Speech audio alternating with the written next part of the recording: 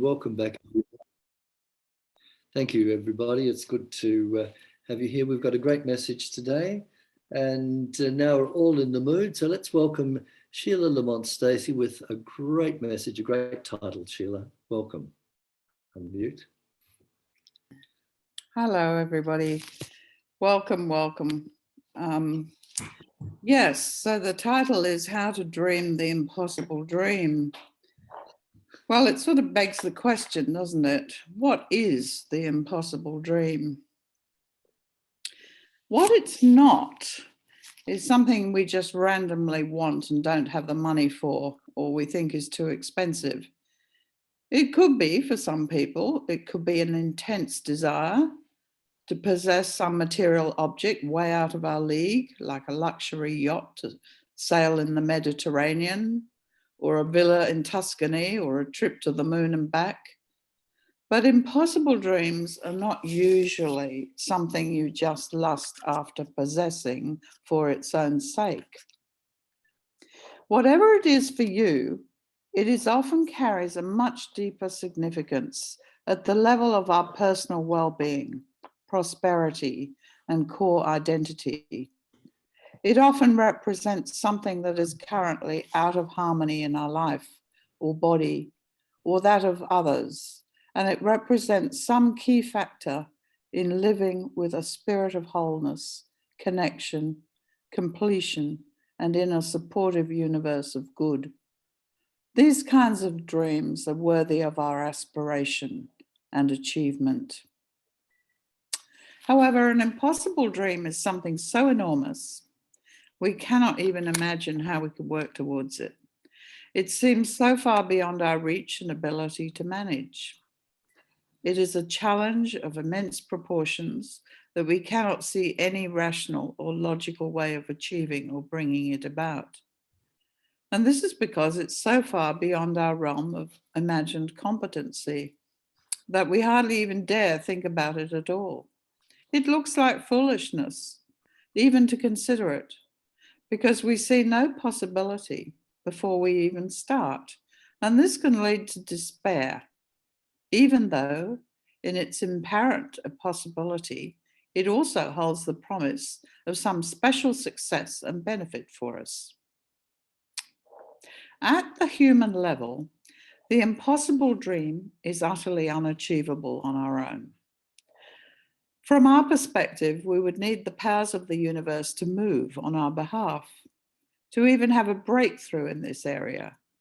And it would require something so unexpectedly odd to happen, it would require the extraordinary intervention of a greater power to take over the circumstances so they can be adjusted to change the situation.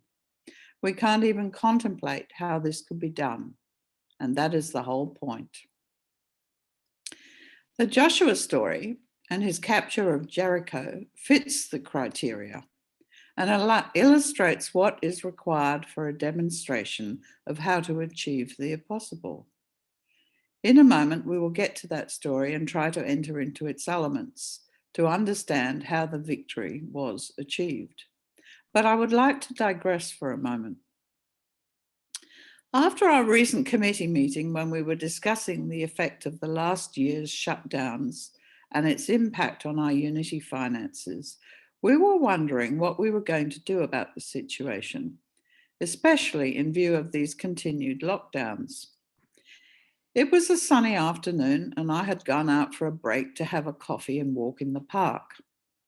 And while I was sitting drinking this coffee in my car, I was looking at some children in the playground in front of me, and my gaze locked onto two children who were riding up and down on a seesaw.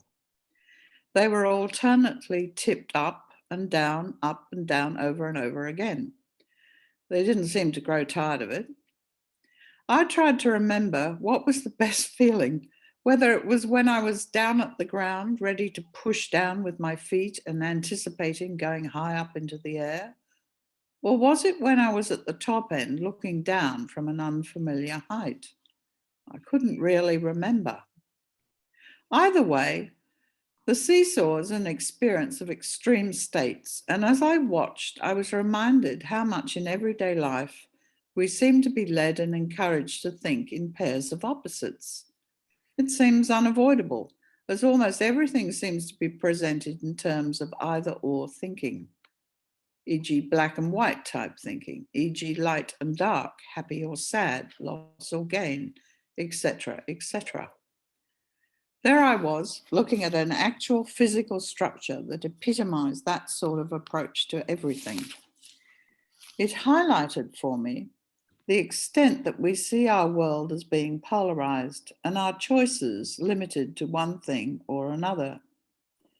Do we think this is just because it's a more simple way to approach the world? Is this really the only way to think? No, surely not. The seesaw was such a simple piece of play equipment, essentially just a plank with handles at either end, balanced on a pivot underneath. And right in front of me, I could see that the two extremes were actually connected and lay along a continuum. But the plank needs to be deliberately placed not to remain in a stabilized, balanced position on the horizontal plane. That is, if you want to make a seesaw. And this led to a consideration of the whole notion of giving and receiving along the same sort of lines.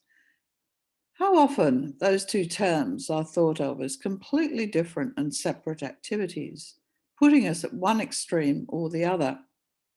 I could see how they have come to be falsely represented so often as opposites, rather than as a connected experience, not as something that can coexist, and not as something that can coexist in balance.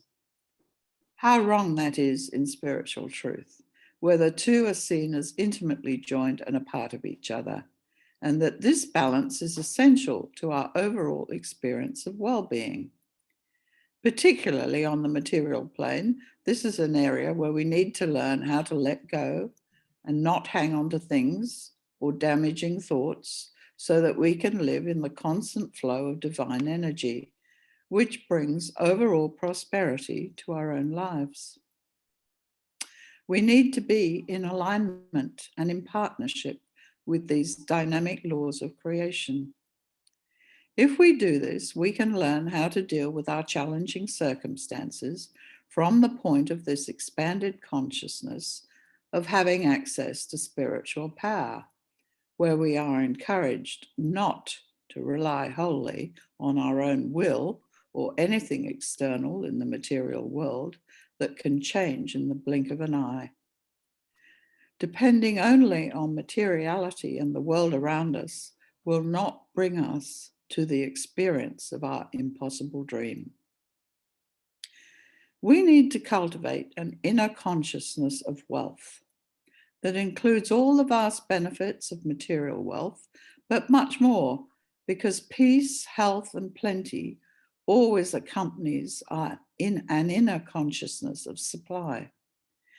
There is no fear of loss or sense of burden because one looks to God for guidance and supply, rather than looking to people or conditions.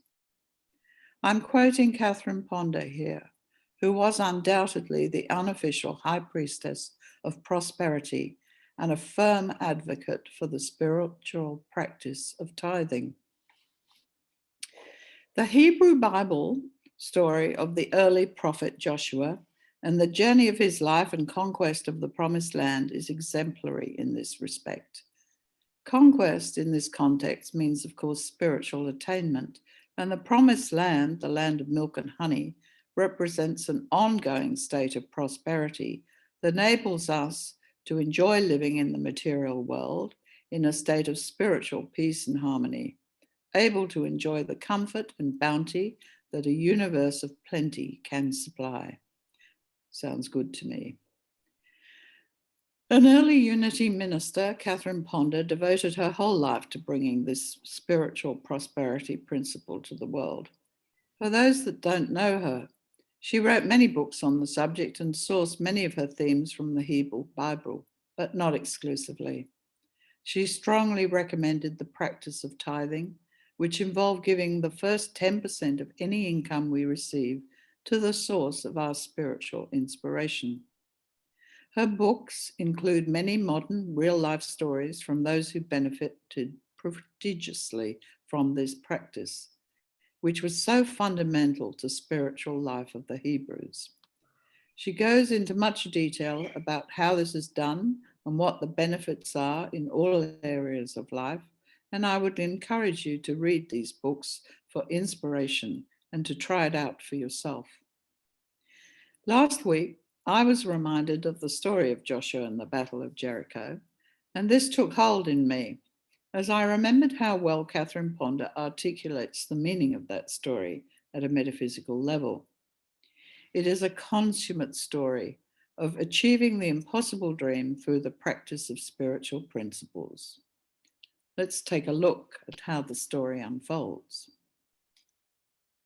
The first thing to notice is that Joshua's life moves through three stages: from slavery in Egypt, consciousness bound by outward appearances of lack and limitation, to the wilderness experience, a time of frustration, delay, searching, learning, and growing, and finally to abundance, where he enters and settles in the promised land and enjoys the fruits of ongoing prosperity and wealth.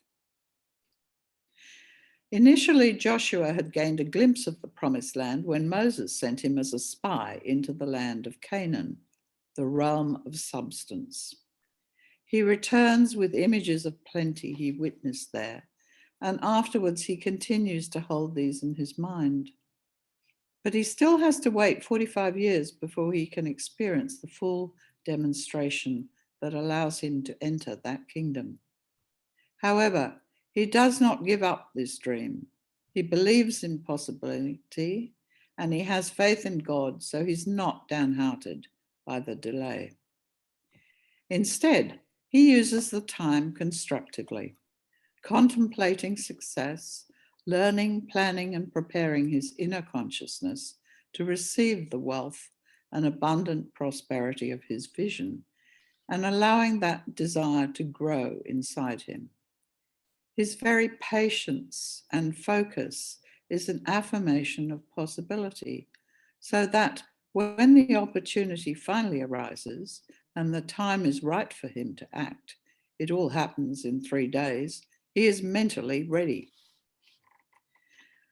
Moses, with his knowledge of spiritual law, had taught Joshua that possession of the promised land would be conditional on complete obedience to this law, not for its own sake, but because that was the method that would work to bring about the right conditions that God had promised. This reason for obedience is so often not understood properly. But what we see in the Joshua story is how to put the law of mind action to work on our own behalf, and the need to use the right formula. The one that works to bring about the desired and longed for outcome. Joshua went a step further than Moses because he is so convinced of the value of the spiritual law that we are told he actually loves it, and probably because he knows it works. And he is also fearless in the practices associated with it, again, because he knows they work. So Joshua embraces these practices willingly and in faith, and complies with what is required in order to bring his mission to lead his people, his thoughts, into the desired manifestation. What does spiritual law demand of any of us? Joshua's life will tell us. And let's look again at its progression and then the Battle of Jericho. This is what I love about the Hebrew Bible. It represents metaphysical meaning through the power of story, and these are presented as narratives and through powerful dramatic action, so that we can almost watch the story as though we were sitting in a cinema watching a film. What we can also do is to imagine ourselves as part of the action and just notice if becoming part of the unfolding drama gains us further insights into what is actually happening within consciousness, because this is what is really being presented here.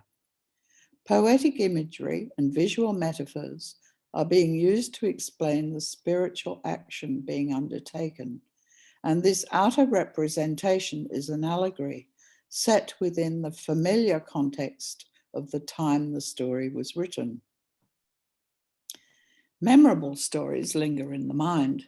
They offer opportunity for discussion over and over again, and so there is plenty of time to uncover and dwell on their inner meaning. Then if we take the trouble to slow the action right down, we can look more closely at what might be meant by each and every detail. I only have time to sketch out the bones this morning, but it will be enough to illustrate how to successfully make what is called a new thought demonstration. One thing is clear, Joshua really knew what he was doing. He acted very deliberately as he set out to accomplish his mission that Moses had given him, to lead the people being his thoughts, into the promised land. His name was changed originally from Hoshea, meaning help, to Joshua, meaning God's help or salvation. He was given clear instructions about how to succeed in all he was intending to do. Only be strong and very courageous to observe and do according to the law. Joshua, therefore, was disciplined in his spiritual practice. He was told not to deviate from this law in any way. Turn not from it to the right hand or to the left, so that you may have good success wherever you go. The message was simple. Don't change the formula. Do everything exactly as instructed. Joshua was to persist with his spiritual work on the inner level. This book of the law shall not depart out of thy mouth, but thou shalt meditate thereon day and night.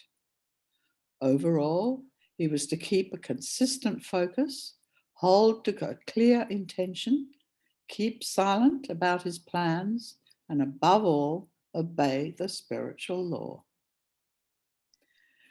He chose by will to deny negativity and the appearance of overwhelming odds against him. Remember the chooser from last week? These things were to hold no place in his mind. He was not to depend entirely on himself. He was to ask for God's help and follow his guidance to bring the mission to pass. This translates, and you have to give up something to make way for something better to arrive.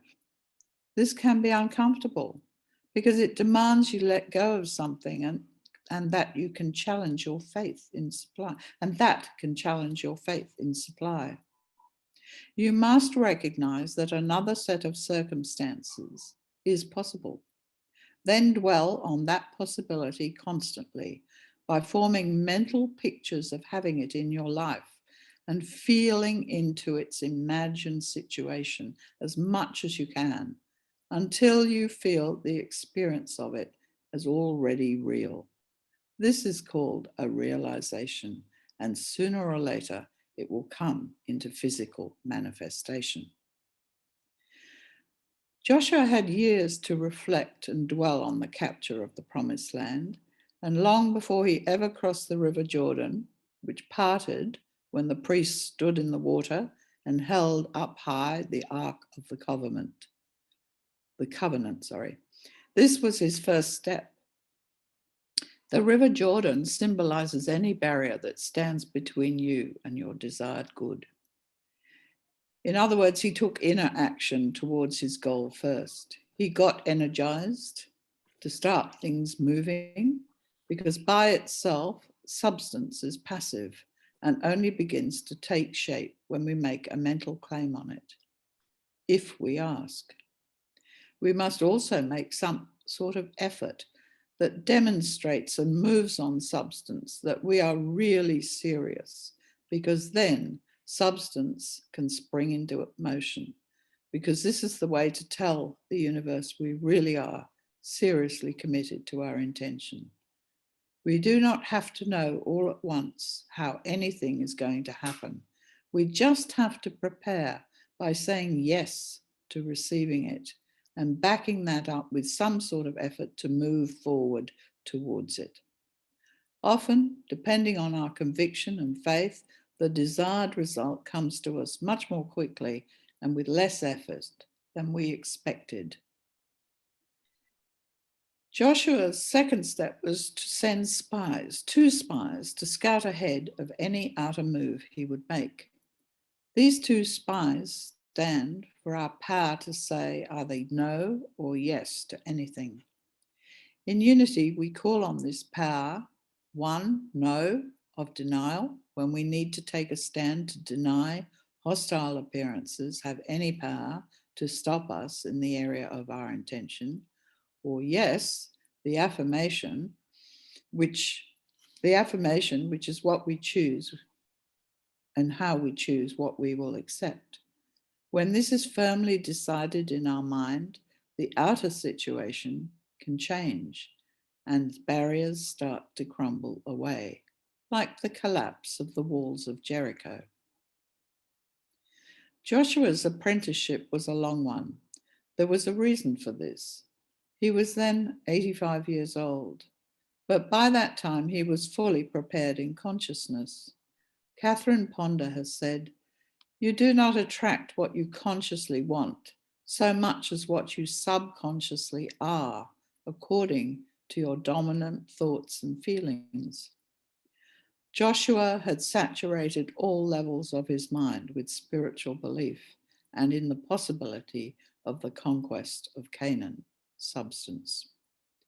You cannot force your good, but you can invite it by dwelling on its possibilities and quietly expecting it, she says. Joshua took action when he was convinced the time had come, and before doing anything else, he undertook an internal review of his state of mind, an inner cleansing to sanctify himself, knowing that there were still challenges ahead. His act of faith came first. He gave faith offerings before moving forward to cross the Jordan, and then gifts of gratitude, tithes, and thanksgiving afterwards in appreciation for the blessings received. He did not take their good success for granted. As Catherine Ponder says, the Hebrew practice of tithes and giving was not only considered the first step in financial increase, it was the last step too, the one that resulted in permanent prosperity that would be divinely protected. She boldly asks us, when was the last time you gave a faith offering in anticipation of answered prayer? When was the last time you gave a thank offering in appreciation for the blessings received in order to seal that good and make it permanent?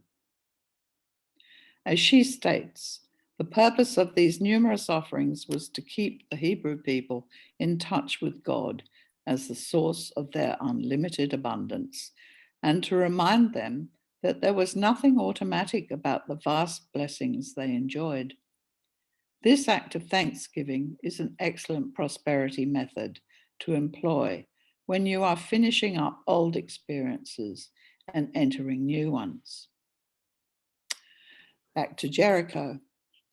Joshua did not know how to take the important walled city of Jericho, so he prayed and meditated in order to achieve an uplifted state of mind. He recognized the Hebrew people, his own thoughts, were fearful. To them, it seemed like an impossible task for an unarmed group of desert people who appeared utterly defenseless without any weapons of war. Joshua had to use the no power of denial to neutralize the negative impact of that fear before proceeding. When you no longer feel fearful, we are well on the way to achieving successful results in what we had thought was an impossible dream. We enter into a state of mind that is much more prepared to meet any challenges victoriously. We can prepare for specific guidance and open our hearts to receive it. Joshua asked for guidance and received a strange set of instructions. The plan was that they were to take the Ark of the Covenant with them, and 7 priests were to bring trumpets of ram's horns and lead the Hebrews on a march around the walled city. And they were to do only this for 6 whole days. On the 7th day, after they marched around the walls 7 times, the priests were to blow their trumpets, and only then were the men to shout with a mighty shout. They were told the loud vibration would bring down the walls of Jericho, and indeed it worked. When you work with impossible situations from within, says Catherine Ponder, it may look for a time as though you are doing nothing. Your way of meeting a problem may appear strange to other people, but you should not let that bother you. Human opinion has no power for overcoming impossible situations, and should be ignored. Your spiritual victories can only be won by means that may seem foolish and inadequate to human reason, as that of the Hebrews. No matter how impossible a situation looks from a human standpoint, if you meet it by following your inner promptings, you shall succeed. You cannot break down the hard walls of your Jericho by human force. No matter how hard you try, yet they still crumble away with little human effort when you do inspirational study, pray for guidance, and follow through on the idea and opportunities that come. When facing hard conditions, just do the simple things that work for Joshua. Keep very quiet about the problem so that you do not dissipate your power in a negative way. And declare words of truth with feeling, and be very loud in describing and declaring the good you desire. You may have to march around the situation more than once and keep on declaring words of truth day in and day out. But over a period of time, you may wisely wish to invite others to join you in confidently declaring those words of truth in unison, or on your behalf, as we do in our Unity Prayer Intention group. And as Charles Fillmore would say, when you speak the word with feeling, you release an atomic power. You can build up or you can tear down with your spoken words. You can criticize, mock, and condemn, or you can empower, uplift, and bless.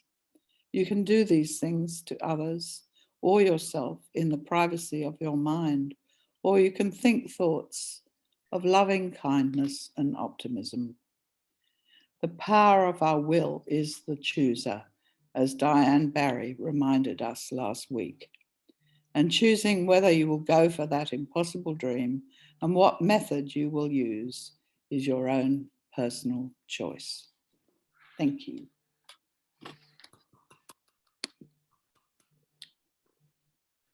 Wow, thank you, Sheila. Very, very inspiring. That's great. And it's good to bring the old Ponder books back. I must have a look. I've got heaps of them here and you can't go past it. It's wonderful stuff. And don't forget, we can look at that. It was recorded and it will be on our website, I'm sure, when Wayne gets around to doing that.